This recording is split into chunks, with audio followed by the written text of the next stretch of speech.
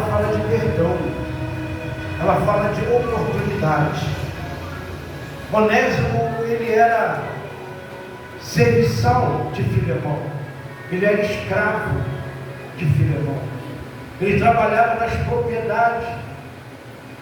Filemão não tinha nenhum dos seus servos como escravo, mas como irmão, porque a igreja de Colosso era dentro das propriedades de Filemão. Onésimo, ele era um homem livre, ele ia para onde ele quisera ir, ele tinha liberdade dentro da casa de Filemão, ele sentava na mesa, ele comia, ele ajudava, se ele não quisesse trabalhar, não trabalhava, ele fazia o que ele queria, porque ele não era escravo, ele era irmão. Só que muitas das vezes as pessoas confundem a liberdade, que às vezes é dada. Às vezes a gente não observa que muita liberdade traz consequências. Filemão, ele tinha dado um aval de liberdade não só para Onésimo, mas como para todos que trabalhavam com ele. Só que Onésimo, ele tinha um espinho na carne. Onésimo, ele roubava. Tudo que tinha na propriedade ele pegava. E ele entrava dentro da casa de Filemão, e ele também tomava posse de objetos, de coisas. Filemão sabia disso. Só que a misericórdia estava sobre a vida de Filemão pela vida de Onésimo, por amor. Só que Onésimo, ele não mereceu a confiança que ele estava ganhando dentro da propriedade, dentro da casa de Filemão. A Bíblia vai dizer que Onésimo, ele rouba Filemão 4 vezes e foge. Só que dessa vez, ele rouba novamente e ele vai e foge para Roma. Só que Filemão, um homem com muita influência, um homem muito conhecido, um homem que ele teve um passado, mas que a mão de Deus, através de um homem, livrou ele daquele mal. Ele foi também lapidado. Filemão também tinha mau hábito na vida dele, só que ele passou pelo crivo, ele passou pela mão de um restaurador de vaso quebrado. Por isso que Filemão dava a Onésimo uma oportunidade para ele enxergar o mal que havia dentro dele. Muitas das vezes nós andamos com hábitos que nós precisamos eliminar na nossa vida. E muitas das vezes nós não queremos enxergar o que a gente faz de errado, mas a gente consegue enxergar no outro aquilo que a gente não vê na gente. Onésimo não era dessa forma. Ele apontava o dedo e julgava, mas ele nunca julgava a si próprio, porque é muito fácil julgar outro, é muito fácil achar defeito em outro. Mas quando você olha no espelho, que tu olha para você, aí cai a ficha e tu vê quão ruim você é. Você só tem a ciência de quem é você nos momentos que você começa a enxergar que algumas coisas na nossa vida não dá certo. Porque quando as coisas começam a embaraçar, que dá tudo errado, aí você começa a buscar uma causa. Por que eu estou vivendo isso? Por que a porta não abre? Por que para mim o caminho é difícil? Por que para aquele fulano que nem tem a capacidade que eu tenho, ele está decolando e eu não vou? Por que tudo dá certo para os outros, mas para mim dá tudo errado? É porque você precisa olhar para dentro de você e começar a se corrigir. Até algo que precisa ser mudado dentro de você. É difícil se auto-julgar, mas é necessário. É necessário a gente descer um pouquinho e começar a olhar para os nossos caminhos. Aquilo que não tem dado certo, só vai dar certo quando você apagar alguma coisa que você deixou lá atrás. Porque a Bíblia diz que para você dar o próximo passo, primeiro tu tem que olhar se não tem buraco aonde tu vai pisar. E muitas das vezes nós encontramos coisas desagradáveis na nossa vida, porque o passo que que você precisa dar não pode ser dado, porque tu tem que voltar para trás para consertar alguma coisa. Onésimo estava nessa situação. Ele era dependente da graça, a graça estava sobre ele, só que ele não valorizava aquilo que ele recebeu. Ele olhava para aquilo que ele tinha e ele olhava como nada. Ele transgrediu as leis e os princípios éticos que ele tinha naquele lugar. Só que ele rouba e foge para Roma. Só que Filemão manda uma carta para Roma, e quando chega lá na justiça de Roma, em pouco tempo acha Onésimo gastando aquilo que ele tinha pego de Filemão. Pegou ele e joga dentro do cárcere. Quando ele chega dentro do cárcere, um homem chega perto dele e diz para ele: me diga quem tu és e da onde tu vem. E ele, o meu nome é Onésimo, e eu sou servo de Filemão, e eu roubei o meu patrão, eu roubei ele 5 vezes. Só que eu achei que eu ia roubar ele e ia ficar bem aqui em Roma, gastando o que eu tinha pego dele. E esse homem fala para ele assim: olha, existem 2 motivos para você mudar a tua história. Primeiro, está dando errado o que tu está fazendo.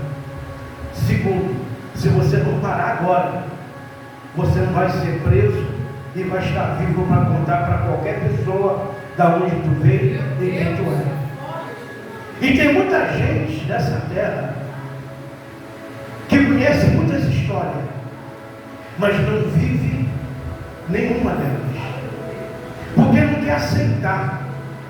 Ela não quer de jeito nenhum aceitar as condições que ela vive e que ela está. Só que Onésimo ali começou a ser tratado por quem? Por Paulo, que estava encarcerado, preso, não porque roubou, preso por causa da palavra de Deus. Ele estava encarcerado. O tempo de Paulo ali ia ser grande. Só que Onésimo começou a ser tratado por Paulo, lapidado. Quando chegou o dia de Onésimo sair da prisão, Paulo escreve 2 cartas, uma para Filemão e a outra para a igreja de Colosso, que fica dentro da propriedade de Filemão. O amor de Paulo é tão grande pelo preparo, pela lapidação, porque Onésimo chegou lá cheio de espinho, cheio de problemas, cheio de vícios ruins que precisava ser eliminado. Paulo tratou, cuidou, fez dele um evangelista. E fala para ele: quando você sair daqui, você não foge, volta para Colosso, volta para Filemão. Se eu voltar para lá, Filemão vai me matar. Não vai te matar. Você leva essas 2 cartas e fala que eu enviei. Eu estou te enviando de volta. Dá a carta de Filemão para ele ler. E na carta estava escrito assim: eu te torno a enviar, Onésimo, porque em outro tempo ele era inútil para ti e para qualquer um. Ele não prestava, ele não servia, ele era pedra de tropeço. Mas agora ele está tratado, ele está cuidado, e eu te ordeno que você recebe ele de novo, lembrando você que em outro tempo tu me deve até a sua própria vida. Paulo coloca Filemão na parede dizendo: ou você recebe ele, ou você me paga com a dívida do passado, que era de morte, porque ele estava numa situação difícil. Sabe por que eu estou falando isso? Porque eu e você temos uma conta para pagar. Eu e você estamos devendo algo a Deus. Eu e você estamos devendo algo a alguém aqui na terra. Eu e você precisamos colocar no lugar certo a nossa vida para as coisas começar a acontecer do jeito correto. Não tem outro caminho. Porque o caminho que a gente precisa, primeiro, é se autoavaliar, para depois você dar o passo. Nenhum passo pode ser dado para frente sem antes você olhar para dentro de você. E como tem filho rebelde, como tem homem que anda muitas das vezes no caminho errado, mas ele não quer sair dele, ele quer continuar, porque está tendo alguma vantagem temporária e acha que aquilo dali vai trazer benefício para ele. Vai, no momento que ele está andando naquela situação, vai dar. Só que existe um tempo determinado para tudo debaixo do céu. O tempo de arrependimento, o tempo de você pedir perdão, o tempo de você dar um passo para trás, o tempo de abraçar. Nós precisamos entender que o momento que nós estamos vivendo na nossa vida é de alto arrependimento de nós mesmos. Nós precisamos ser um ser humano melhor. Nós precisamos ser alguém melhor. Aonde a gente passa na rua e ali fala, ali vai um homem de Deus, ali vai um homem casado, íntegro, decente. Porque é muito complicado hoje a gente escutar de alguém falando de outra pessoa o que ela fez, o que ela tem feito. Só que Deus, Ele apaga tudo que está lá para trás. Ele pega uma borracha e apaga. Apaga, o que está lá para trás está apagado. Se ele apagou, então é o seguinte: você pode começar a caminhar de cabeça erguida, lembrando você que quem tem passado não julga o presente de ninguém. Quem tem passado não julga o presente de ninguém, porque Satanás, ele carrega um baú nas costas com medo do seu passado. Em algum momento ele usa a boca de alguém para trazer lá de trás ao seu presente algo que está apagado. Porque o diabo, o trabalho dele é esse. Sabe como é que ele quer envergonhar a mim e você? Eu vi fulano com a Bíblia debaixo do braço. Pô, mas tem uma semana atrás estava bebendo, fumando maconha, cheirando cocaína, agora está com a Bíblia debaixo do braço. Ele agora, ele é Bíblia, ele é crente, se converteu. Eu não acredito nisso não. Vai acontecer isso. Vão te julgar, vão te condenar. Mas aquele que tem uma perseverança e tem uma convicção, ele não volta para trás. Ele continua caminhando. Ele continua caminhando. Eu morava nos Estados Unidos, eu falei isso com você. Morei um bom tempo nos Estados Unidos. E a casa que eu morava, todo mundo era viciado em maconha e cocaína. Todo mundo. Um amigo meu chamado Kleber Campos, Xará. Vamos na montanha em Nova York, que eu vou lá pegar droga para levar para Hamilton, que ele trabalhava na Hamilton e vendia. Então ele ia lá, pegava maconha, cocaína e levava e vendia. Aí eu fico pensando, hoje ele é servo de Deus, pastor. Aí eu liguei para ele e falei, e aí? Ainda está levando para a gente aquele negócio, ainda não agora leva a palavra de Deus. Sabe por quê? Porque ele enxergou que estava na hora dele mudar. Estava na hora dele parar. Porque quando a polícia enquadra, que joga aquele artigo em cima do camarada, lá fora, ele vai para a corte. Ele paga até uma grana e sai, mas ele está marcado para o resto da vida. Qualquer vacilo dele lá fora é cadeia, dependendo do estado, é prisão perpétua ou morte. Dependendo do estado dos Estados Unidos, não tem a moleza que tem no Brasil. O que ele teve que fazer? Parar com o que ele estava fazendo, porque estava errado. Meu Deus, é muito forte. A pessoa só consegue ter consciência de que ela está fazendo algo errado quando ela começa a ser martirizada pelo mal que ela está fazendo, para ela própria. Porque você não faz mal para ninguém, faz para você próprio. Meu Deus. Como que você quer um dia casar, ter filho? A dignidade de um homem casado começa quando você abre mão do teu agora e do teu passado. Meu Deus. Não dá para continuar nesse mundo caminhando com pessoas apontando, julgando, jogando pedra. Não tem como. Ou você muda a tua história, ou você vai continuar no erro até o dia que alguém te parar. Porque para parar você tem um bocado de gente. Onésimo, ele sabia, recebeu uma oportunidade. Ele volta para Colosso, leva a carta, entrega a Filemão, fica acuado, esperando receber de Filemão uma agressão. Mas Filemão vai lá, abraça e fala: bendito de meu Pai, bendito. Essa é a sua moradia, está em casa. Quem não quer ouvir isso depois de tanto erro que comete?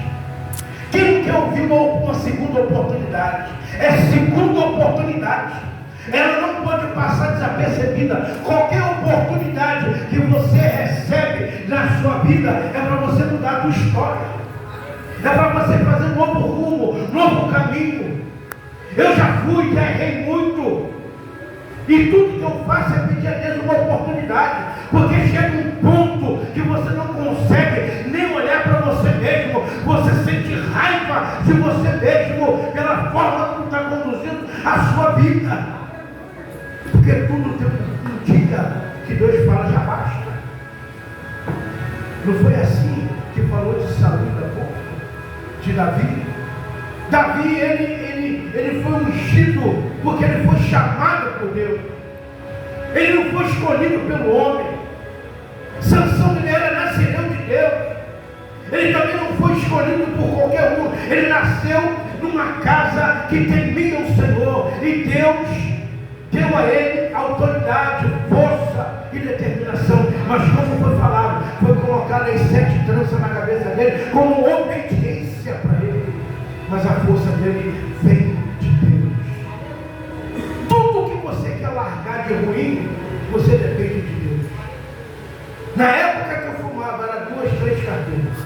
Como que você se livra de 3 carteiras de cigarro por dia? É sua! Oh, aleluia! Sabe o que é isso? Oh, glória! É terrível! A minha mulher fumava até o filtro, até chegar no filtro. E eu também. Foi muita determinação. Foi muita. Eu parei de comprar cigarro e comecei a comprar varejo. E comecei a diminuir, orando e pedindo para Deus. Eu ganhava alma fumando. Por onde eu passava, os outros nem sabiam. Estava na igreja fumando. E Deus falou: eu te quero assim, porque quem vai mudar, quem vai te tirar disso sou eu. Oh, glória! É eu que mudo. Aleluia! Está fumando, bebendo? Deixa dentro da igreja, porque aqui é o hospital. Oh, glória! Não permanece. Deus limpa, Deus purifica. E eu fui purificado. Ele me limpou as vestes. Hoje está caminhando para branca, alvo como a neve. Porque a nossa neve, as nossas vestes, ela vai se limpando, ela vai se purificando, porque o sangue de Jesus tem poder e tem misericórdia. Não importa qual é a sua situação, o que você está vivendo, não importa, o que importa, caminha e tenha desejo no coração de ser um homem melhor, uma mulher melhor, um ser humano melhor. Porque tudo que Deus quer é quando você fala: eu não consigo sem a sua vida. Oh, glória! Nós temos que declarar isso. É verdade. Porque Paulo tinha um espinho na carne. Ninguém sabia qual era. Muitos dizem uma coisa e outra, mas era ele e Deus. Paulo não desistiu. Paulo continuou caminhando, continuou fazendo a obra. Foi um dos maiores homens da Bíblia. O homem que nem viu Jesus, que nem andou com ele. Mas quando ele escrevia, parecia que Jesus estava do lado, ditando para ele, falando com ele. Foi assim, foi assim. Não, ele era um homem também escolhido. Matava, tinha um passado terrível. Mas quando ele teve encontro com Cristo, tudo mudou na vida daquele homem. Aleluia! Ele não era um homem qualquer, não. Ele era um homem bem preparado, falava vários idiomas. Ele foi instruído por Gamaliel na Grécia. Ele era um homem sábio, inteligente. Mas ele passou a perder a sabedoria quando ele começou a perseguir o povo de Deus. Começou a matar. Cada um de nós temos um passado que precisa ser eliminado da nossa vida. Aleluia. Eliminado da nossa mente, eliminado do nosso coração. Nós precisamos apagar isso. Porque a pior coisa que tem é você estar numa rodada de cerveja, bebendo, E quando tu chega em casa que o porre acaba, você entra no seu natural. Tu pode ir agora. Que caminho eu vou? E agora? Acabou a diversão, a bebida acabou, eu estou em casa e a minha realidade é essa: desempregado, porta fechada, e doença dentro de casa, miséria dentro de casa. É a hora que você tem que parar e mudar o caminho. Porque eu já vi muita gente sorrir em baile, e quando chega em casa está com depressão, chorando, querendo se matar. Eu estive numa situação em que um rapaz, ele passava por mim todo dia. Grava isso é muito forte que eu vou falar. Glória. Todo dia eu passava por um homem no meio do caminho. Eu larguei moto, carro em casa e a pé, 3 meses. Eu quero que tu caminha. Eu caminhando, conversando com Deus, um monte de problema na minha mente, na minha cabeça, na minha vida. Eu precisando de alguém estender a mão para mim. Mas Deus não, continua caminhando, e todo dia um homem passava por mim. Chegou um dia que Deus falou: não, agora não. Por onde ele for de vir, ela vem de carro. Se ele ir para a esquerda, tu vai para a esquerda. Se ele for para a esquerda, não deixa de escapar de você. Eu fui. Ele, naquele jogo, ele para lá, eu para cá, ele para lá, para cá. Quando chegou pertinho dele assim, eu abracei ele. 3 meses. Aquele homem começou a chorar e falou: hoje foi o dia que eu marquei para tirar a minha vida. Deus me usou para aquele homem não se matar naquele dia. Porque quando você está aqui dentro ferido, o único que sabe da verdade é Deus. Mas Ele é tão bom que Ele envia alguém para mudar o seu caminho.